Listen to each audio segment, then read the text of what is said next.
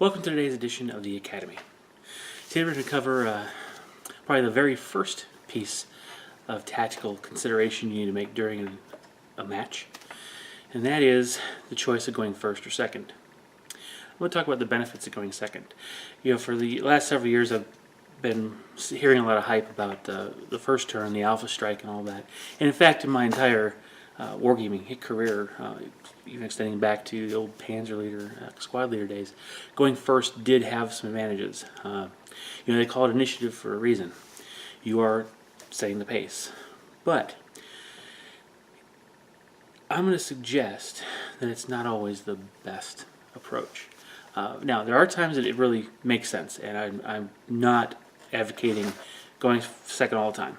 Okay. For example, when you have a small model count, for example, a Grey Knight's army or any other type of elite army where you're really going for quality over quantity, you really can't afford to lose many units. And the way bad dice rolling can catch up with you, you will lose a high percentage of your combat capability if you give up that second, or give up that first strike oftentimes. So it makes sense if you have a few models. Now, First Blood is, in fact, you know, one of the benefits of going first. However, I do want you to think carefully about First Blood. Yes, it is possible to get it. The first player to shoot is the first player to be most likely to get it. However, if you think about your opponent and what they're going to do, you want to make sure you can identify a unit that you know will be in striking range and can be taken out in one go, whether it's just always shooting or a combination of shooting and you know, the next assault phase. If it can't, you know, the opponent's going to have the same problem with your army trying to take out that first unit. However, because you went first, you get to go first on turn 2, which means you're more likely to wipe out that unit you started picking on. So you are more likely to get First Blood, which is, in my book, a free point. Now, the other thing, this is a little more generic, but if you do go first, you set the tempo of the battle. If you hang back and decide not to really be aggressive, you are setting a kind of a defensive tone, and the opponent can then take up that and feel a little more free to attack. However, if you are seriously aggressive and you start pushing on them, you're forcing the defender to react, or you're trying to get them to react. And the player who goes first does have that advantage. And with a drop pod army, going first allows you to put a lot of pressure in the opponent's back line so that their entire battle plan is thrown into disarray and they can't even take advantage of their first turn concepts, what they're planning on doing. So there are advantages to going first. However, going first is not always the best option. Just ask the point man on a recon patrol or the King's Taster. They'll have some things to say about it. Well, no, they might not be alive anymore. Anyway, back when I was fencing and teaching fencing, I noticed that seizing the initiative, you know, being the first one to take the action, even if it's in an epee match, does allow you to control moves a little bit more. However, you do not know and you cannot control what your opponent is going to do. That is not always a good thing. So what I developed in my fencing style was really to allow the opponent to make that first mistake. So I would often bait them into opening a particular target. I would guard 1/4 of my target area very, very carefully, very well, and make another section look extremely weak, knowing full well they're more likely to go for one of those. So I was prepared for what was coming. And then when they did strike, I was completely ready. I was able to turn it around and, you know, envelop them with a counter strike, and invariably I would get the hit even though they moved first, because I was able to seize control by going second. I stole the initiative through my actions instead of through a dice roll, through my actions. So it is, I figured, yeah, it translates on the table actually pretty well, because even if you don't go first and you don't steal initiative, there are ways in the battle you can take the initiative back and begin to dictate the tempo. So let's kind of cover the reasons you may want to go second. The very first one is that if you deploy second, you're counter-deploying.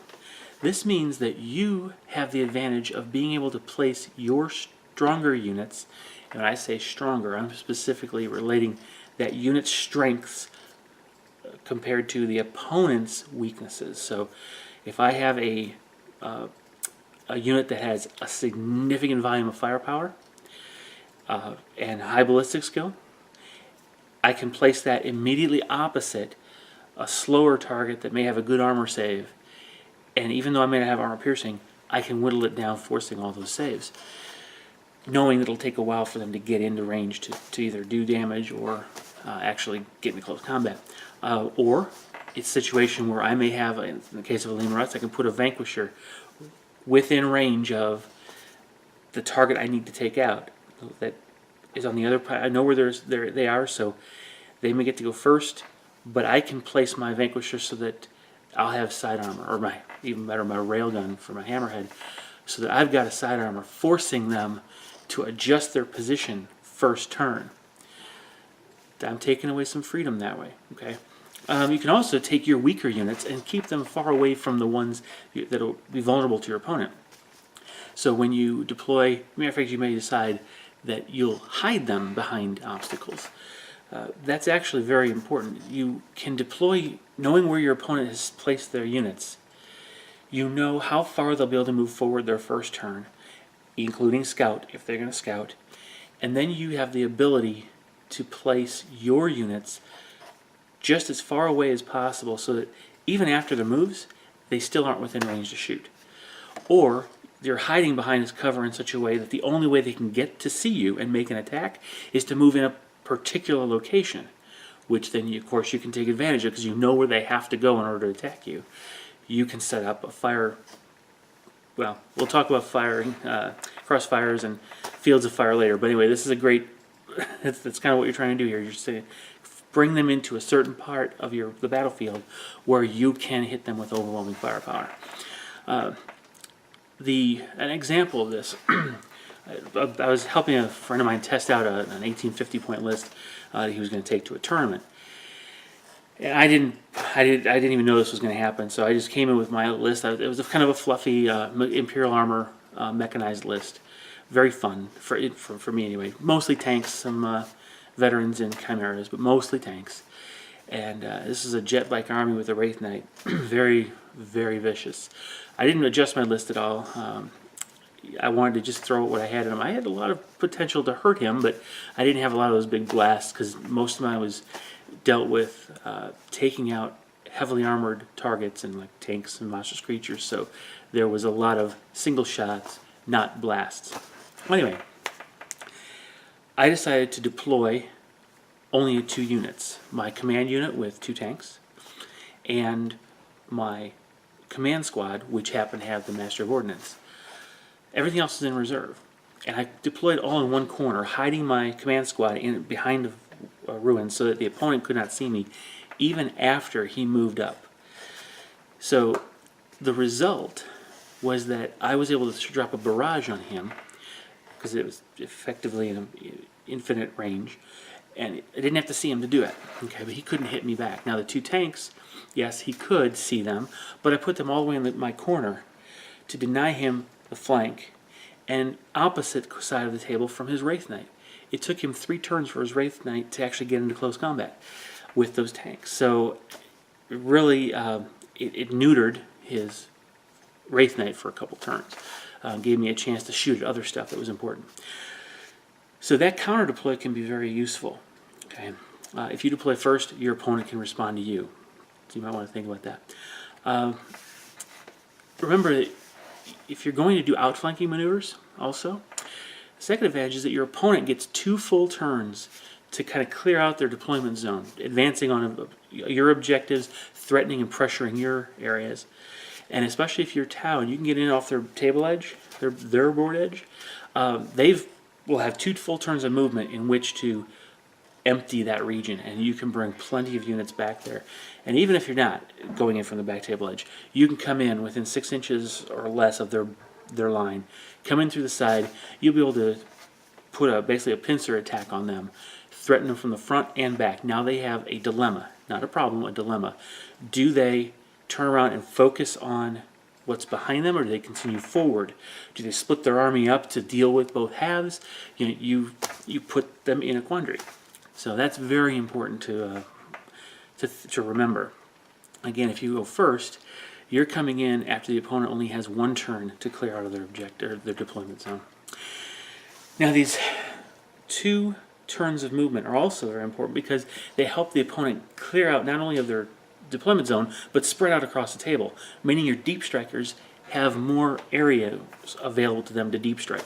And if you don't have a way to control exactly where they land, like a webway portal or a special rule that allows it you to always be spot on with their, not scatter when you deep strike, you have to worry about that. So the best way to do it is provide enough time for the opponent to clear open the table and give you locations to drop those weapons. In a lot of cases, it'll also remove threats from that tight area in the back so that the deep strikers will be more likely to survive. They won't have as much volume coming at them. Now, remember also the opponents, if they go first, their reserves come in earlier than yours.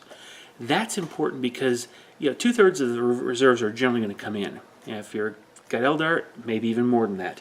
So by going second, your reserves are safer. You will actually be in a position then after he's placed his initial deployment, moved out from his deployment zone, and now his reserves come in. He's committed those forces. You know exactly where they're going to be. You know exactly what he intends to do with them, well, more or less. And now you can bring in your reserves to counter what he's got. Whether it's a deep strike or it's a flying coming on, whether it's outflankers, whatever, you are better positioned with intelligence of what's going on in the battlefield, of where to put these reserves for maximum effect.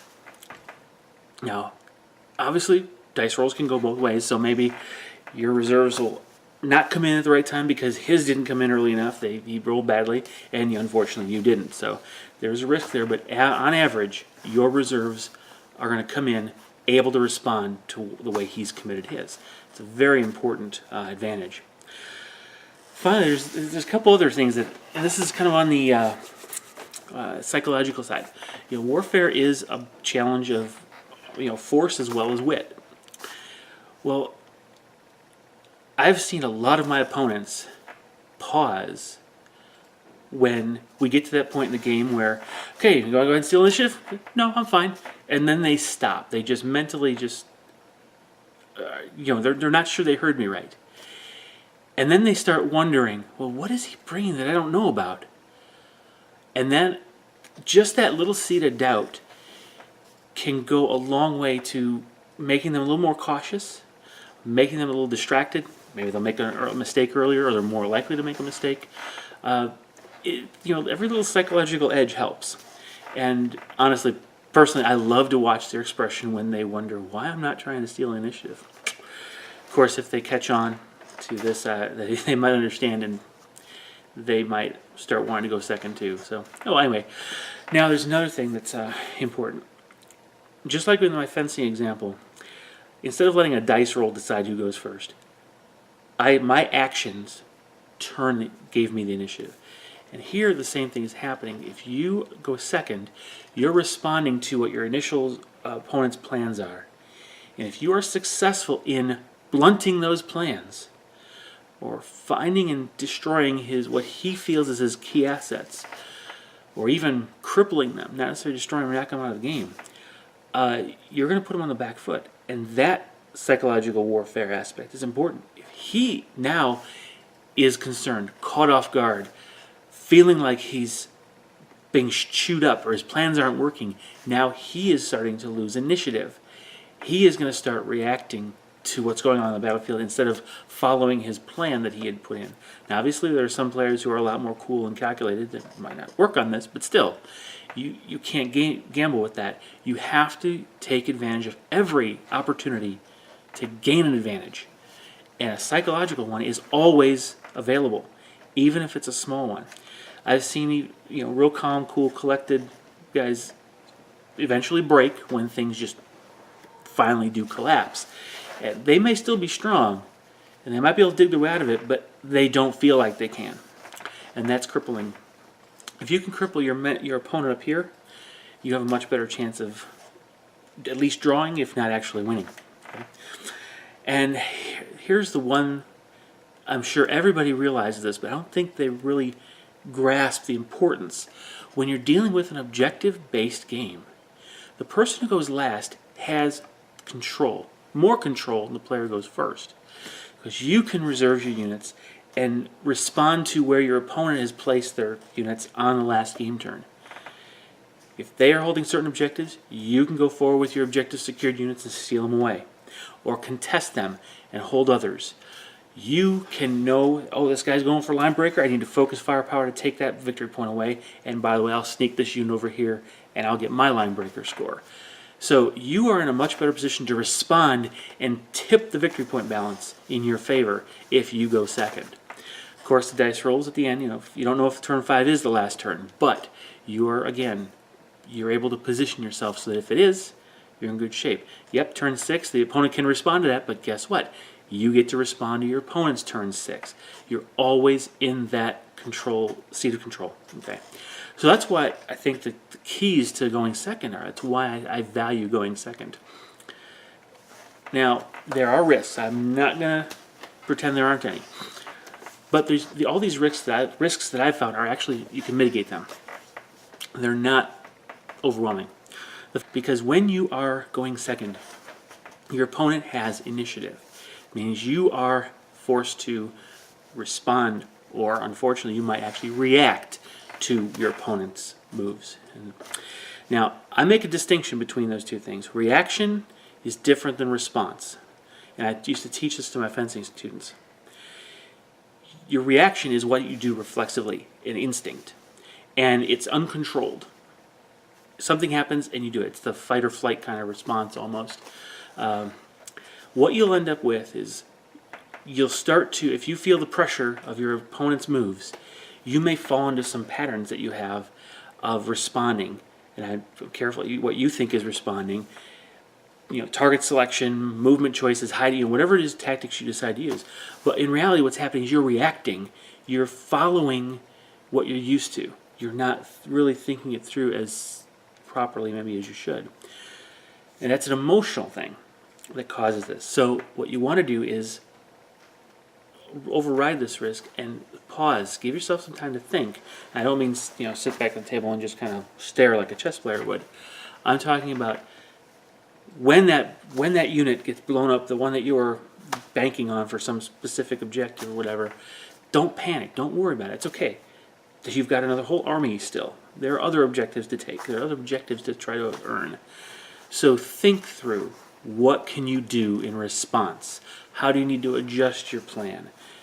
Keep your plan in mind and respond. Now, the risk is that you don't respond.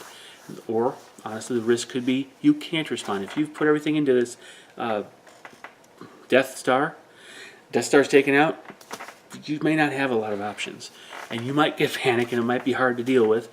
But still, focus on trying to respond to your opponent instead of just reacting out of emotion or gut or fear. That's what you're afraid you're going to lose, right? It's a very fair way to think about it. So, I hope this made sense to you, and I hope you can see the value that if you don't get to steal initiative, or if you have the option, the choice, you know what the advantages are of going second, and maybe you can take these and make some use out of them on the tabletop. Because I know if you're like me, you may not be going first most of the time simply because the dice don't like you. I think in my entire 4 years of actually playing, I may have stolen the initiative 4 times. That's a lot of games without rolling a 6. So you are going to go second whether you want to or not sometimes. And so if you think through the points I've made, maybe you can take those times you're going second and actually make them your advantage. Well, hope you found this beneficial. Comment below, share, like, and subscribe, please. And if these are really helping you, let me know. If there are any other topics or concepts you want me to kind of touch on, please let me know below. I will take a look at them and I'll start formulating a video series for those particular concepts. All right, thanks. So enjoy. I'll see you in the next video. Thank you very much for watching. Bye-bye.